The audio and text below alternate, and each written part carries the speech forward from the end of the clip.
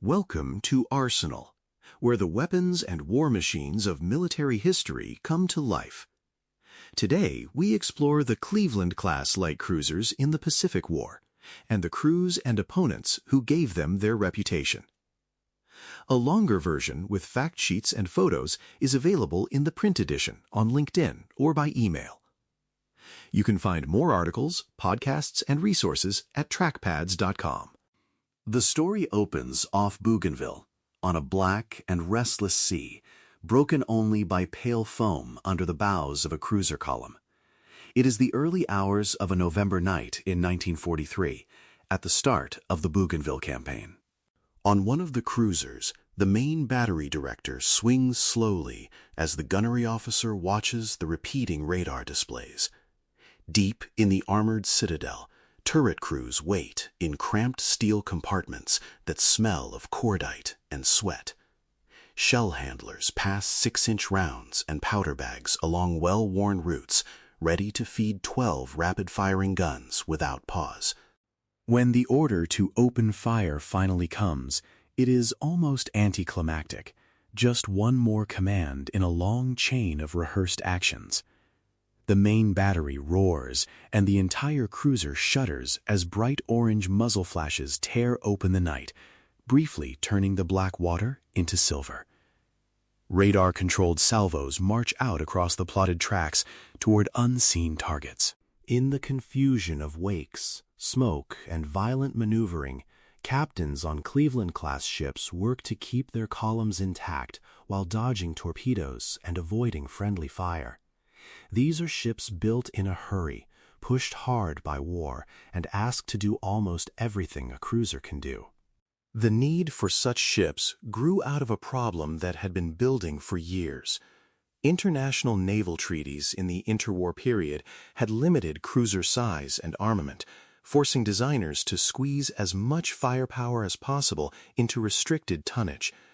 That gap between design intent and wartime reality soon became impossible to ignore.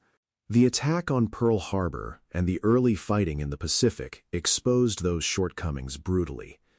The United States Navy needed ships that could escort fast carrier task forces across vast ocean spaces, bombard shore positions during amphibious landings, and stand in the line of battle during night actions against enemy surface forces.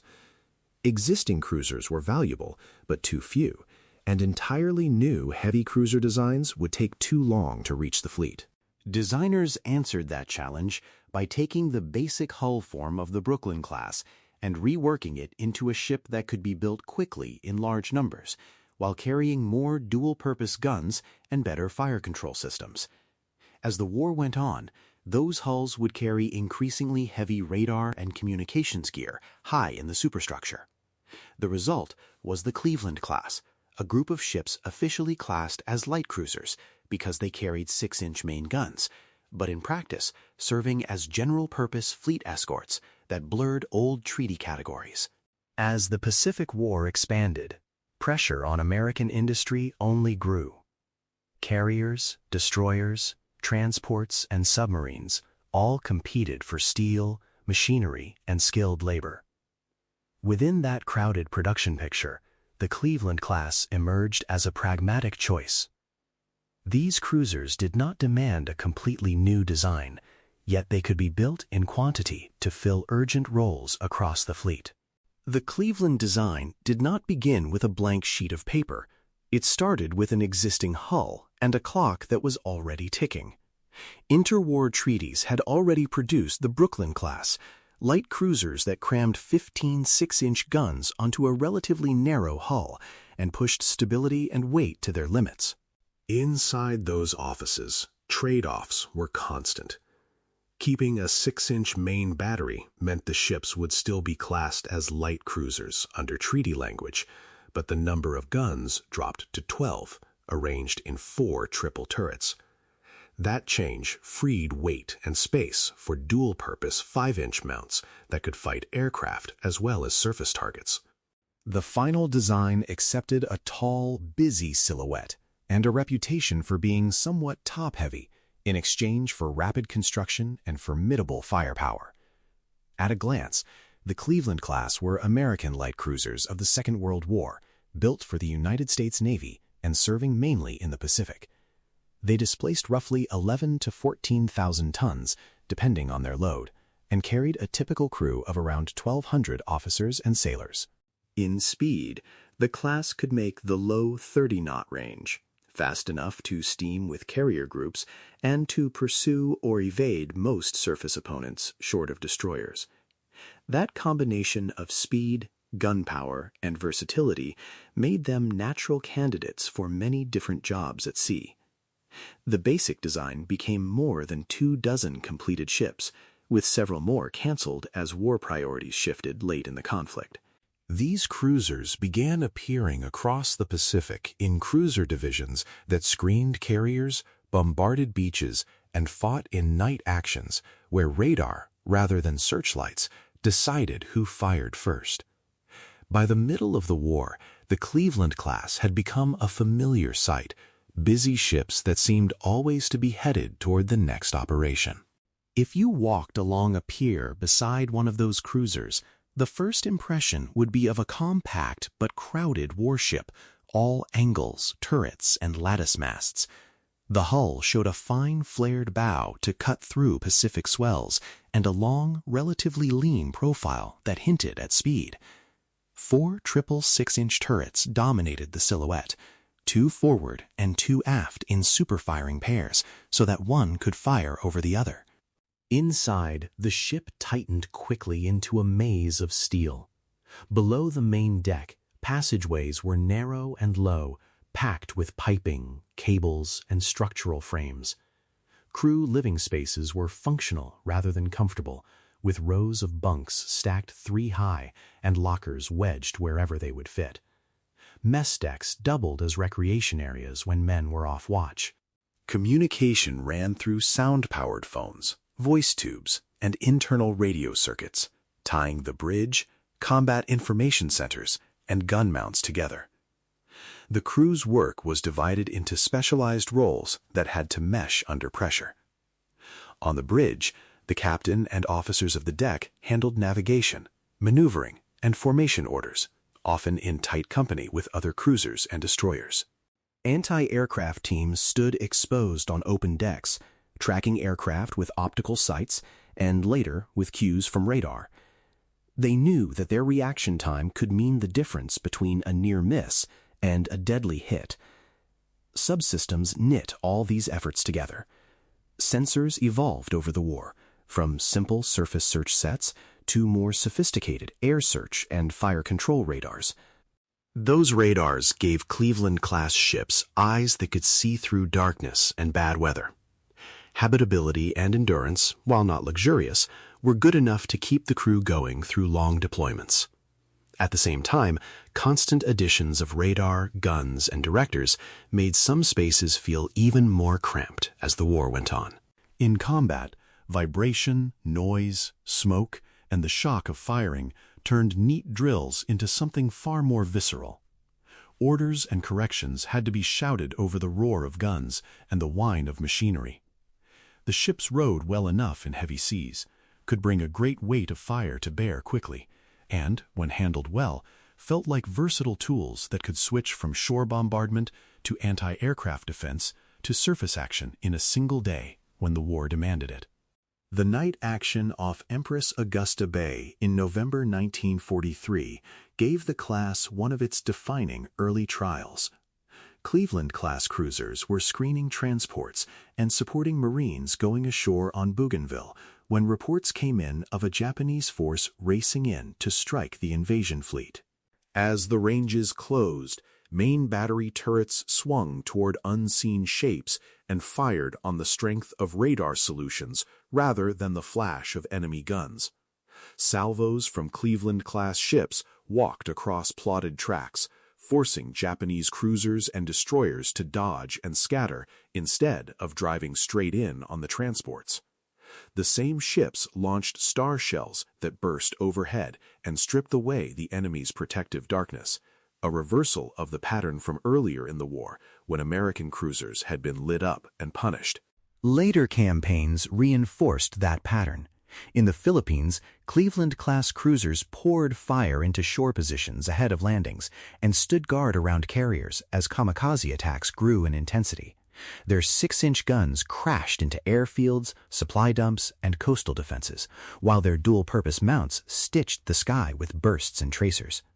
At Leyte Gulf and in the fighting off Okinawa, the ships shifted fluidly between bombardment, anti-aircraft screening, and surface action, sometimes in the span of a single long day. Ask the officers and sailors who served aboard these ships, and many describe the Cleveland class as dependable workhorses. Crews appreciated the volume of fire their 12 6-inch guns could throw, especially when directed by radar that allowed accurate shooting in darkness and bad weather. The dual-purpose secondary battery gave commanders confidence that a cruiser could defend itself and its formation against aircraft, while still contributing real weight in surface engagements. The same features that made them useful also brought drawbacks. The decision to reuse an existing hull and then load it with more armament, radar, and superstructure gave the ships a reputation for being top-heavy. In heavy seas or during sharp maneuvers, some captains were keenly aware of stability margins that would have been more generous in a peacetime design. Inside the hull, the crowded layout that allowed so much equipment and so many men to be crammed into the available volume could make damage control more demanding, with access routes and compartments packed tight. Enemies learned to respect the Cleveland class as dangerous opponents, particularly when radar let them fire first and accurately. Japanese accounts from late in the war speak of the difficulty of approaching American formations screened by cruisers and destroyers that poured gunfire into any contact before it could close to its preferred range.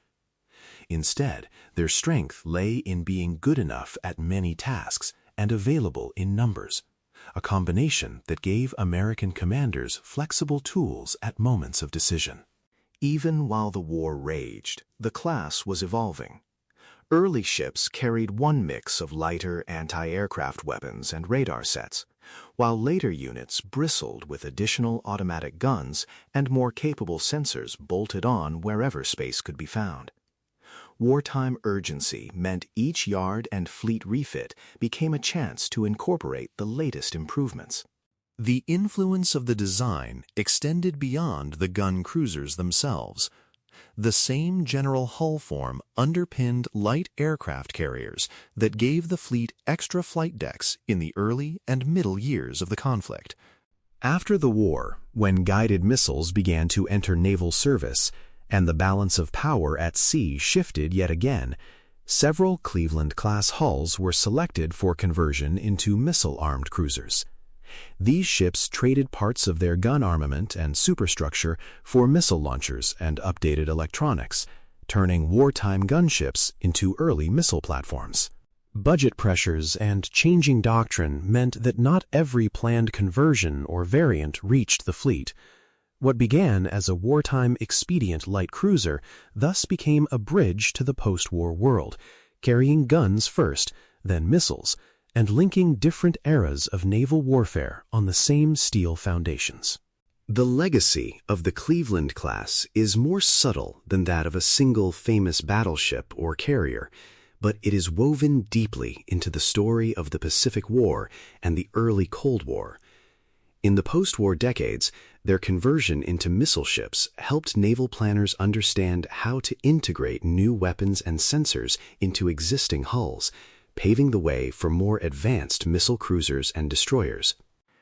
For students of naval architecture, the class stands as an example of how industrial constraints, treaty legacies, and wartime urgency can shape a design that looks crowded and compromised, yet performs well in practice.